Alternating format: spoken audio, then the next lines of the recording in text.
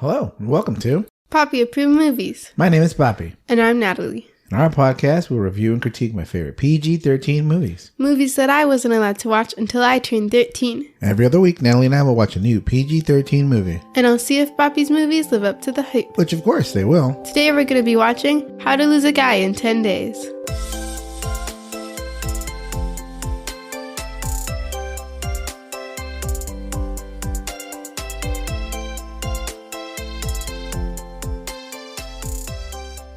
Before we begin, there will be spoilers. If you haven't seen the movie and don't want it to be spoiled, press pause and come back when you're finished. Now, Papi, tell me the deets on this movie. Okay. How you doing, Natalie? Good. How to Lose a Guy in 10 Days came out in 2003 with a runtime of 1 hour and 56 minutes. It's not streaming anywhere. We rented it on Amazon. It was written by Michelle Alexander, Jeannie Long, and Kristen Buckley. It was directed by Donald Petrie. Main stars are Kate Hudson, Matthew McConaughey, and Adam Goldberg. Fun fact, I had a friend that I went to college with. She would watch this movie on replay in her apartment. As soon as it ended, it restarted and she would keep watching it. That's psychotic. I think so. Alright, so what do you think, Nat? It was okay. I think that the main character was too much. Why did you have to do it with an actual human guy? You could have just wrote in an article. But, you know, it's fine. Oh, you think the main character is the female? Yeah. Oh, okay. The main character follows the girl. Interesting. I see. Not Matthew McConaughey, the boy? He's not the main character? No. Okay. It follows the girl. When you said the main character, I thought exactly him. Maybe that's the patriarchy right there. That was a patriarchy. Just Definitely. radiating out. But anyways, yeah. What rating do you give it? 3 stars. 3 stars. I thought you weren't going to like it very much because a lot of misogyny. A lot of stereotypes. A lot of things that you don't necessarily like. Why don't we get into the recap? Okay. We meet Andy, a writer for a fashion and gossip magazine named Composure. What an interesting magazine name. She's famous for writing how-to articles, but wants to write something more substantive. Then we meet Ben, an ad executive who works mostly on sports, but he has his eye on the DeLauer Diamond account. He asks to be put on it, but Warren, the head of the ad company, tells him no. His 2 colleagues, Green and Spears, are in line for that account. The reason they're getting the job is because they're women, and women know diamonds more than men. I feel like that's a little confusing because typically in the roles that are assigned, men are the one who buy the diamonds. Right. So wouldn't it makes more sense to target men towards men because they're the ones who's going to buy, like, let's say it's a wedding ring. Right. They're the ones who are typically going to buy it because men are supposed to propose in the stereotype. When you want to have a man's point of view, because if you're trying to target men, then you would want a man. I mean, I guess at the end, Exactly. Does any of it matter? Can a man and a woman not have a point of view of someone else? No. That's a good question. Huh. To say that we need women to do it because women know diamonds is like not accurate. Well, I mean, I guess in general. I'm not saying like, oh, it's better that a man is going to be the marketer. I'm just saying their logic between making it 2 women is wrong. I get that, but what do you think about the other? What do you think that it takes a man to sell sports because men like sports? And that's not always true. It takes a woman to sell diamonds because women know that. Like, do you think that is a correct visage of gender roles and gender intelligence, I guess, what you know about the other genders? No, not really. Because you're marketing towards people regardless. In the end, it's all about money. So if the person you're not marketing towards buys it, you're still going to be fine with it. Right. Andy gets to work but notices her friend Michelle is missing. Andy goes to visit her, and she's crying, wallowing in sorrow from a breakup. Andy cheers her up, and off they go to work. At work, Lana, the editor, is having a staff meeting. She's giving out assignments and shoots Andy down when she wants to write something more serious. Then Lana gives Michelle an article to write about her breakup. Michelle doesn't feel ready to do so, so Andy steps in and decides to do it for her. An article about all the wrong things women do in relationships. How to lose a guy in 10 days. Now here's my grievance. Can I say that? Grievance? I like it. With this, she goes ahead and does this as like an experiment on an actual guy. Why couldn't you just list the 10 things? 10 things you shouldn't do when dating a guy. Number 1, like, why couldn't you just do that? Like, what's the point of getting a human involved with this unless you're like just using someone and manipulating them for a product? Well, and it's not necessary because you can just make an article. And it's not like the woman was like, oh, you should do it where you talk to a man. No, Andy was the one who suggested it. I'm sure if Andy suggested, no, let me do an article on how to lose a guy in 10 days, then the lady would be like, oh, that's a wonderful idea. Because she's like literally just using this guy, like using him and discarding him. And that's kind of wrong. Yeah. Well, I mean, it would only have been like 2 days. Yeah, but still, he's like made a joke for an experiment. In your eyes, she's more the villain than he is? Well, we're not getting to him yet. Well, answer that. No, I think they're both at fault. Like equally? Yes. Okay, we'll see. Anyway, she's going to find a man and get him to dump her within 10 days. At the end of the meeting, Spears and Green show up and they overhear Andy's article idea. That night at a restaurant, Warren has a meeting with Green and Spears about the diamond account, and Ben crashes it. Warren says he can't be on the account because he's not in touch with women. Ben says that he knows women very well and can make any woman fall in love with him. Now you're just being cocky. Warren and I don't like it. Warren says that if he can make that happen by the time of the Delaware party, the account is his. Then Green and Spears choose Andy as his target, knowing full well about her article and her mission to get someone to dump her. First of all, if I were these 2 female associates before I even made a dare, that's just like terrible. I'm just going to leave these women on the fence and see if you can make someone fall in love with you, and then I'll give you their account. It's theirs, and you're just like that's a great throwing point. Away their account. Yeah, I wonder if throwing around like a toy. I think you get more money, right? Yeah. You get paid an extra commission because why else would he want to? Oh, he wants to do more things. He's already promised this account to these 2 women, and now he's like, well, actually, what if we do a little game? Like, what? That's not fair to them at all. And they kind of cheated, right? Because they knew that what Andy was up to. But, I mean, it wasn't fair to them in the first place. That is pretty wrong. You're right. Especially if money is on the account, right? Yeah. Like, if you're like, oh, okay, so you're not going to get a bonus now because Ben was able to make a woman fall in love with him. Yeah, exactly. And that's what happens at the end, right? And he gets the account. They're also not supportive. I'm just saying they're not feminists because they're just like throwing him at some girl because they got to choose the girl, right? And so they're basically just choosing which girl's going to get her heart broken eventually. No, but they knew it was Andy. Exactly, but still. But she wasn't going to be heartbroken because she wasn't going to be in love. She was going to get... But they made this bet idea. They created this idea like, oh, I'm going to choose the girl before they even saw Andy. No, I think they... Yeah, maybe. Like they made the bet. It wasn't their bet. They just agreed to it because it was between Ben and Warren. They really had no say, but the only thing they had was to pick the woman. And then they did smart by doing that. It didn't work out for them, but I mean, it should have, right? Yeah. He should have dumped her. And he did dump her. Later on, when we get to the point, he does break up with her. And then he's like, no. This is about the money and the account. And then he got back with her. So. All right. Ben finds Andy and makes his move. And the game is on for both of them. They leave together and go to dinner. After dinner, he invites... By the way, she's not drunk. She chose not to drink. She just chose to fake drink. Like, who in their right mind, in their sober right mind, would get on a motorcycle with a complete stranger? That is not implausible to me. I can see that. That seems like a terrible idea. And, like, completely dangerous. Like, he could have totally, at that point, went, skirt, taken her to a warehouse, tied her up, and started stabbing her. Like, completely could have kidnapped her and murdered her.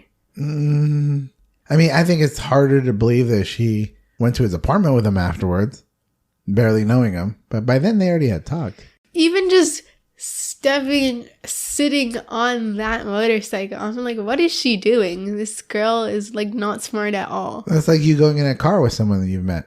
That's also not smart. Why would you ever do that? Yeah, 'cause she had a car, right? Exactly. She left her car there? Yeah. Yeah. She showed up. How did she get there, right? Or maybe she called a taxi. Who knows? I don't know. I mean, maybe her friends drove it home, but also, like, do they have the keys? Like, you just, first of all, you dipped your friends. You never said anything to them. She didn't have any friends there. She did. She went with the two girls. Yeah, that's right. Like, okay, so you never told your friends that you were leaving. Hopefully, you shot them a text. That could have been off camera. That could have happened like between scenes. You don't know what happened. But we're talking about the movie, so and, you didn't tell your friends, and so you leave your friends and go with some strange man, and you hop on their motorcycle and you vroom off into the sunset. Like that's things a terrible happen idea. Between scenes, like no, but that's off camera. That's not how it worked. She went over to a corner and then he came up to her and then they're like, all right, you want to skedaddle? And then they just walk away into the parking lot. There's no room for her to say, all right, toodles, guys. After dinner, he invites her over. They make out a little bit, then she leaves. They both think they have the upper hand. The next day, Ben talks to his boys and tells them that she left her purse at his house with Nick tickets inside. Ben sends Andy roses and calls her, asking her to go out again, specifically to the Knicks game. Ben and Andy are having it. By the way, the Knicks in the finals versus the Sacramento Kings. That's who they were playing. Impossible. Never going to happen. The Knicks will never play the Sacramento Kings in the finals. Don't bring your hatred onto our Sacramento Kings are going nowhere. The Knicks are going nowhere. Neither of those teams will ever be contenders. Our hardcore Knicks and Sacramento fans that are most definitely listening to this podcast just unsubscribed because of you, Dan. No, even real hardcore Knicks fans go, no, he's right. Yeah, the Knicks aren't playing Sacramento. Maybe the Sacramento Kings in the next 50 to 300 years will make it. They're not going to play each other. Definitely not. And I have issues with the whole course as a basketball fan. They had like 15 home games for the Knicks. How did that work out? It doesn't work that way. That's not how the playoff schedule works. Like, that's ridiculous. They never played in Sacramento. It didn't work. Your scrimmages, me. No, this is the NBA Finals. Ben and Andy are having a great time together at the game. They even end up on the kiss cam. Andy then asks Ben to get her a drink in the final minute of the game. Ben misses the final play and gets upset. Andy leaves proud from her nice maneuver that she made. I would have literally just, if I was him, I'd be like, oh, there's only 1 minute left. I'll get it for you afterwards. Well, she started whining about it. I would have let her whine. and then she goes, no, but I'm really thirsty. I'll be like, it's okay. It's only 1 minute. Yeah. Sits back down, finishes watching thing. All right, let's go get you your drink. His goal isn't just to put up with her. His goal is to make her fall in love with him. So... The next day, Andy calls and invites Ben out to a rom-com marathon. At the movie, she is loud and jealous over Meg Ryan, the actress from the movie. And they're watching what, Sleepless in Seattle? Yeah, I talked about that on the last podcast. I know, it's coming up everywhere. When a patron asks her to be quiet, she tells him Ben will beat him up. They all step outside and Ben gets punched in the face. And then Andy leaves. They both agree to go out again. Ben invites her over and cooks her dinner so they can eat and watch the game. Andy brings over tons of hearts, feminine products, her toothbrush, and girly stuff to redecorate his apartment. When I was writing girly stuff, I was wondering if you're going to get mad at that. Then she sings You're So Vain to him. Right when the game is about to begin, she cries and screams that she's a vegetarian. And they go to a vegetarian restaurant where he eats food he dislikes and misses the game. When they get home, Ben is upset. She leaves pretend angry, thinking it's all over. But then he bites his lip and asks her out again. No, she's not vegetarian. Because they had lobster the first meal. Remember? And she most likely had a hot dog at her game. Right. The next day, Andy buys Ben a dog and comes over with picture albums of their future wedding day and kids via Photoshop. This is it right here. I would have dealt with everything until this. And I would have said I was allergic. Well, she wouldn't care. She just dropped them off and the dog peed on the pool table. Can you take that away? I'm allergic. But how about the photo albums of their wedding and their children? That's kind of creepy. Very much. Then she tells him she has tickets for tonight, and he gets super excited. Sadly, she meant Celine Dion tickets, not Nick tickets. I thought that was a good move right there. Yeah. She didn't say it was Nick tickets. Andy and her crew don't understand how Ben still wants to be with her. Then they come up with a plan to crash his poker night. At poker night, she comes and drops a dog on the table, brings nasty snacks, blows his nose for him, has the boys put out their cigars, and begins to give away hands. He gets angry and calls her crazy. He breaks up with her and she runs off vindicated. The boys tell him not to give up and he runs to her and apologizes. She agrees to take him back if they go to couples therapy. I would not do this. I mean, I guess he's in it for the money, but like, still, it's been like 2 days. I'm not going to spend money on couples therapy. $300. Exactly. Yeah. That's just throwing money in the fire since you're going to break up with her in like 3 days. I mean, maybe those $300 are nothing compared to the $50,000, $60,000 bonus he'll get from the Delaware Diamond account. Oh, I guess so. At couples therapy, Michelle is pretending to be the therapist. They gang up on him and insinuate he may be gay. Things go sideways and he calls her crazy again. She begins to cry, and at the end, they agree to visit Ben's family as a way to help their relationship. When they get to Ben's parents' house, Andy falls in love with his whole family. They play a game of BS, and she fits right in. She even beats Ben with a little help from his family. I think at this moment, I was like, oh, so now she's acting normal again now that she's in front of other people. Yeah. The real ticket would have been to like start acting crazy in front of his family, and he's going to be like embarrassed, so he's going to break up with her. Maybe she just really liked them and they're all so sweet to her, you know? Yeah, but like, if she was, I think she was just like, oh, this is too far. Like, I think she herself just got embarrassed and was like, I'm not going to act this way in front of these grannies. There was a scene, so the scene where she comes over with the picture books, she said, I got the pictures from your mom. And then the mom calls, and then they get on the phone and start talking. So she's already built a relationship with his mom. So I wonder if she was acting crazy ever with the mom, or she just really likes her mom and they like each other and they got along. I don't know. Yeah. His mom actually really likes Andy and tells her not to break his heart. I think that's kind of like the turning point, right? Because I think she's been trying to break his heart, and then the mom was super sweet and she really liked her. So Yeah. they spend the rest of the day together and really fall in love. That night they are intimate. Inappropriate! Back home, Ben asks Andy to the Delaware party and she agrees. And he goes to talk to Lana about the article that she feels she can't write anymore. Lana doesn't care and doesn't budge and gives her 48 hours to finish it. You could have just lied. About? About like, oh yeah, and then he broke up with me. Oh, I see. True. Like, obviously she doesn't care about this woman, like, she could, or morals, since she started this thing in the first place. So you could just lie and be like, he asked me to go to couples therapy, but when we suggested that he was gay, then he finally broke up with me. The end. Yeah. It's Just why couldn't so you just homophobic. lie? Exactly. So I don't know why she's like all crazy. Guys, forget honesty and just lie and get your way. They've been doing it the whole time, right? Yeah. So if you're okay with lying to a man for like more than 2 weeks, I'm pretty sure you can lie about an article about the same man. True. Guys, I have so many solutions. Ben picks up Andy and they're pretty smitten. They go inside and everyone is there. Warren talks to Andy to see if she's in love with Ben, and she confirms it. Subsequently, Ben gets the Delaware account. Then it all goes sideways. Andy finds out about Ben's bet from his boys, and Ben finds out about Andy's article from Lana. Then they sing yell a duet of You're So Vain at the party, and both leave upset. Real dumb scene. I hate that scene. Because he endangered his account. What if the Delaware lady didn't like that craziness, and then he gets fired? Exactly. And her boss is there. And if she acting crazy like that, and she gets fired. And it's bad publicity because it's such a public event. Right. And so I think that part is so dumb, like they forgot everything. And they yell at each other in front of everybody in the whole movie. Andy turns in her article and it's different than intended. Then when Andy asks Lana to write something more important, she says no. And then Andy quits. Who would have seen this coming? You should have just lied on your paper and then left beforehand. Ben sees the article and realizes that she does love him. He goes to Composure magazine to talk to her, but she just left for a job interview in Washington. He chases after her and catches her taxi. She tries to walk away and he calls out BS. She goes to him and they kiss. The end. I think it's one of those movies that is known to be like a really nice, beautiful love movie. Cute. People like it a lot.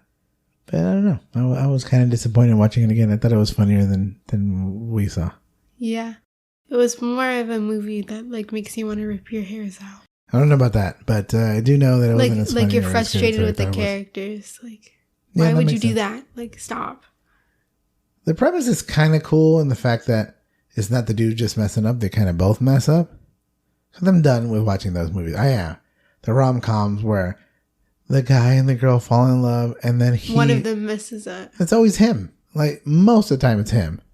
Yeah. And then he apologizes. She takes him back and they live happily ever after. And so in this case, they both were messed up. Yeah. All right. Could this movie still be made today? Probably not. I think... I don't think people... Even just the premise, I feel like people wouldn't like that now.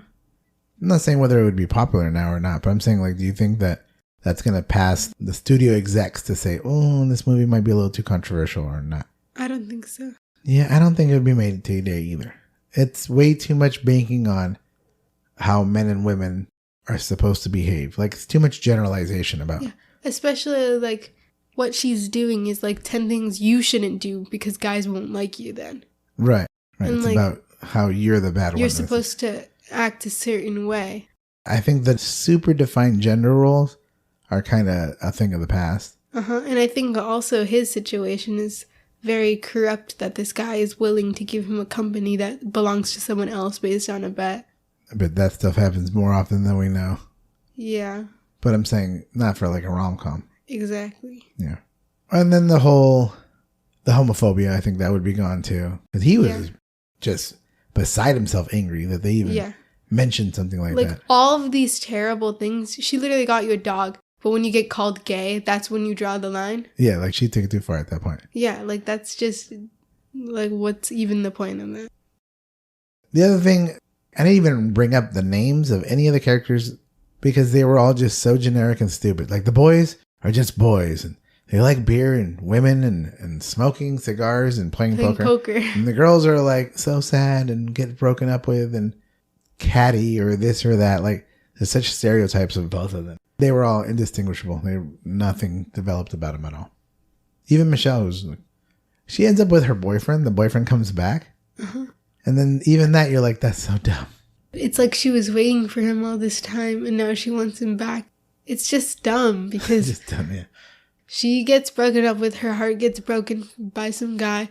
Everyone's saying like, oh, you did it wrong because you acted like a psychopath or whatever. Right, they blame her. Yeah, everyone blames her. They never ask like, oh, like, did you even want to be with him that bad? Like, what did he do? They never ask her. And then as soon as he comes back, she accepts him like the first second. Immediately, yeah. I'm like, he broke your heart so badly. Why would you ever want him back? Right. That quickly. Maybe you would want him back, but the exact instant he comes through the door. Right. Yeah. Like kick Andy out. And then they like start making out, right? Yeah. Like, it's just stupid. Does it pass the Bechdel test? No. All right. Even though it's there's literally a woman-owned magazine, it still doesn't pass the Bechdel test. You know, there's a lot of times where the Spears and Green talk to each other. I don't know if they do any talking about anything. I mean, they talk about business a lot. I think they talk a lot about the company and how this guy and how he's trying to mess with their company. Yeah. All right. So the Bechdel test is a test to check for female representation in movies. There are 3 criteria. Criteria number 1, are there 2 or more named females? Yeah. We have Andy and then Michelle and Green and Spears. There's a lot of people. Lana, the mom. There's lots. A lot of women. Criteria number 2, do they talk to each other? Yes. Andy talks to her friends. Andy talks to Ben's mom. And Green and Spears talk to each other. Andy also talks to Lana. Criteria number 3, do they talk to each other about anything other than a man? No. No. So you're saying no? No. All right. I hate to dispute you. I hate to disagree with you. But I'm going to go ahead and just read you the scene that they talk to each other. Okay, here's the article. That was a pretty good article. Do you think I can write something more substantive? No, not for this magazine. Okay, I quit. That's a conversation between Andy and Lana, not about a man. She's talking about how her magazine talking about how to drive away men. Oh my gosh. I'm going to go ahead and say you're the expert in this situation and I shouldn't question your authority. Even though I think sometimes you're wrong, so wrong, baby, you're so wrong. No, I'm right. All right, anything else before we end our podcast? Yes. Oh, excuse me. Go ahead. I think that the name of the magazine is wrong. Composure. Composure. Oh, women are supposed to be all sweet and dainty. This is a women's magazine. Let's call it Composure. Sure. Stop that right now. Well, they're trying to teach women how to be. Yeah, they're trying to teach you how to be, and it's a magazine called Composure. See, these are the little details that I realized. As soon as I heard the Composure, I was like, this is dumb. This is a terrible title for a women's magazine. As opposed to Vogue or Vanity. I would say that magazine name makes sense. I don't think so. I think so. Because it's not just about how women should act. It's about how they should dress, how they should do this. You know, I just thought of something funny. This movie reminded me of The Devil Wears Prada, where she wants to be a more serious journalist, but she works for a fashion magazine. Uh-huh. And then the same thing with this movie, where she wants to be a serious journalist, but she works for Composure magazine. And they're both named Andy. I guess that's just the name for when you're serious about writing. And we have a friend at church named Andy, so she will probably be a journalist that ends up working at a fashion magazine. And don't they both go to Washington? I think so. I think they both go to Washington for a job interview. No, I think she went to Boston. Oh, I don't know. She went to Boston. But they were both leaving for a job interview. Yeah. All right. Anything else other than the name of Composure magazine being completely appropriate to the story? I'm sorry. Being completely inappropriate for the story. Pardon? Pardon? Say that one more time. Anything else? I'm sorry. I must have misspoke. No. No? No. All right. Thank you for tuning in to Papi Approved Movies. If you like this episode, make sure to subscribe, rate, and review on your favorite podcast app or like our podcast on YouTube. We put out an episode every Monday. If you want to see extra podcast content, follow our TikTok at Papi Approved Movies. If you want to suggest a movie for us to watch and critique, email us at papiapprovedmovies@gmail.com. That's papiapprovedmovies@gmail.com. No spaces, no caps. We'll try our best to get to your suggestion. And remember, it has to be PG-13. Next week, Sophia will be back and we'll be watching About Time. And I'll be back in 2 weeks to watch Ender's Game. I'm Papi. And I'm Natalie. See you next time. Bye.